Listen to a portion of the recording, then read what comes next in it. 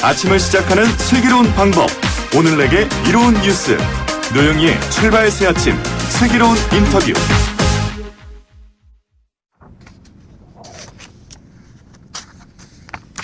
네, 안녕하십니까. 얼마 전 그 유류세 인하 종료로 휘발유 값이 계속 오르는 소식 때문에 사실 국민들이 기분이 안 좋았는데 주말 동안 있었던 소식 때문에 더 기분이 안 좋습니다. 걱정도 많이 되고요.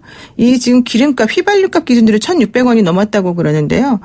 기름값이 또 요동칠 수 있는 상황, 중동 정세가 심상치 않습니다. 시사인의 국제문제 전문 편집위원이죠. 김영미 분쟁지역 전문 PD 전화로 연결돼 있습니다.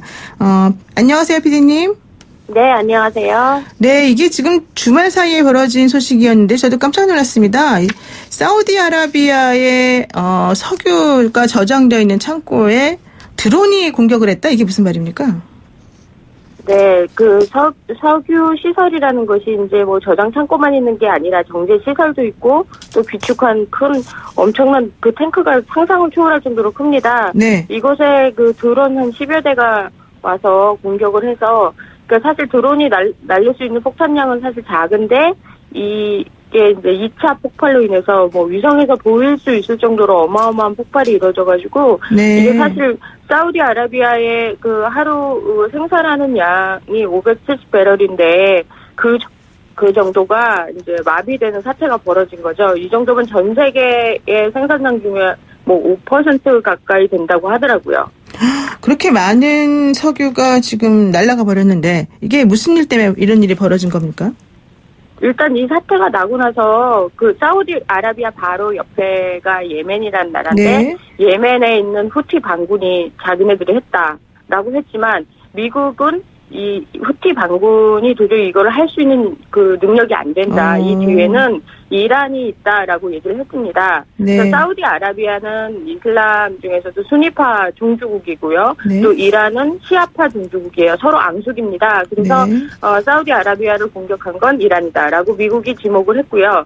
이렇게 되면 이제 사우디아라비아, 이란, 미국 이렇게 3파전이 되는 거고 사실 그 옆에 있는 나라 예멘은 그 정도를 공격할 수 있는 능력이 사실상 안 됨에도 불구하고 자신들이 했다고 할 수밖에 없는 정치적인 상황이 있다고 봅니다. 그러니까 이제 정리를 해보면 그 예멘 그 반군의 무인기 드론이 토요일 날 공격을 해서 사우디아라비아 원유 생산량을 반토막 나게 만들었는데 예멘의 북부를 점령했던 사람들이 이제 시아파 후티 반군이기 때문에 이들이 자기네들이 했다라고 이제 주장을 하고 나서니까 미국이 너네들의 배후에는 이란이 있는 거다 이렇게 얘기했다는 거잖아요.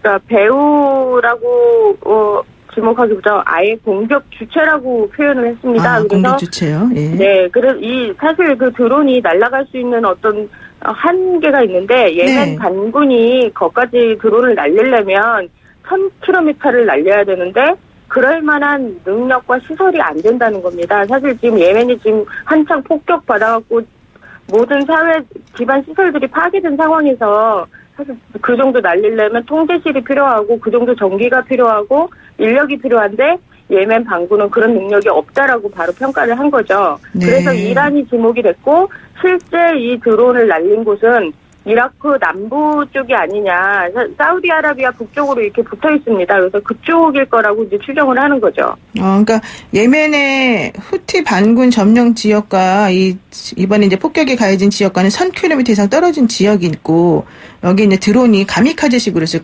가서 자폭해버리는 식으로 공격을 했는데 실제 드론으로 갈 수 있는 곳은 700km 정도밖에 되지 않는다. 그런데 어떻게 1000km가 넘는 거리로 이런 식으로 하게 됐을까? 이것도 좀 의문이었는데 이게 만약에 개조가 기존에 있었던 드론을 개조해서 한 것이라고 한다면 앞으로 큰 문제가 발생할 수 있고 특히 저고도 비행을 하면서 레이더 같은 데 잡히지 않는다는 게 문제다.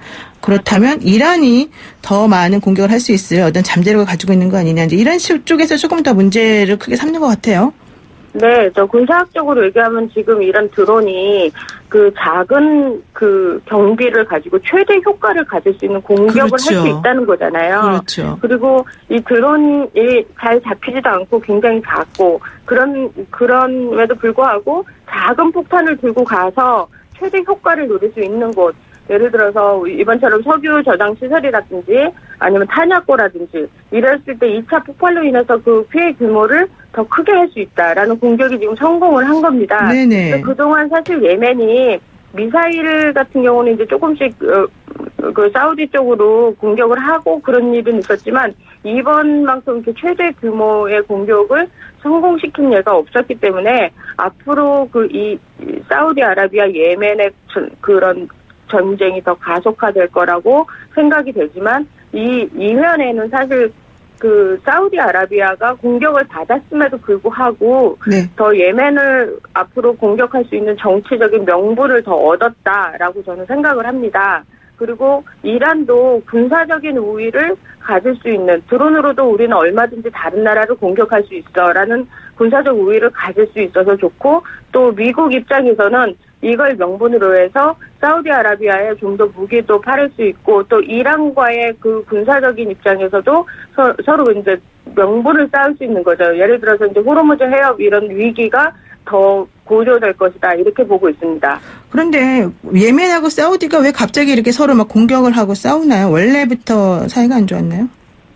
그 예멘은 사실 사우디아라비아의 군사력에 비해서 정말 빈약합니다. 네. 그리고 가난한 나라이기 때문에 서로 싸운다는 표현은 좀 굉장히 좀 부적절하죠, 사실은. 어폐가 있는 예. 것 같고요. 예. 사실 사우디아라비아의 일방적인 공격들이 더 많았습니다. 거기서 후티 반군 같은 경우는 예멘에 있는 시아파 반군이에요. 그래서 이 사람들이 가끔 이제 자기네들도 참지 못하고 미사일 공격을 가끔씩 했지만 네. 대부분이 성공하지는 못했어요. 그래서 이번에 이제 드론 공격이 그 석유 저장 시설을 공격함으로써 굉장히 큰 공격을 성공했다라고 자기들은 발표를 했지만 이거를 사실 국제적인 어떤 수사가 객관적으로 들어가기 전에는 다 주장만 있는 거예요. 사우디아라비아가 공격 받은 거는 사실이지만 예멘 반군이 진짜 했는지 네. 또 이 배후에 이란이 있는지 이런 부분들은 사실 주장만 있기 때문에 신뢰를 할 수는 없는 부분이라고 생각을 합니다. 네, 그렇군요. 그러면 지금 예멘은 저희가 알다시피 내전 소식이 계속해서 들려오는 나라로 알고 있는데 이렇게 외부하고 또 싸움이 벌어진다면 더 힘들어질 것 같은데 내전 상황은 근데 정리가 된 겁니까? 내전 상황 전혀 정리가 되어 있지 않고 있는 상황이고요. 사우디아라비아가 공격을 받았다는 이 소식이 전해지니까 예멘 사회에서 민간인들이 더 불안해하고 있습니다. 왜냐하면 이걸 명분으로 삼아서 미사일 하루에 한 10개 정도가 터졌다고 그러면 이제 앞으로 더 엄청난 공격을 할 것이다. 그래서 사실 예멘의 민간인들은 더 긴장하고 있습니다. 네. 그럼 예멘 반군이 사우디아라비아를 공격했다면 이게 일종의 대리전이다.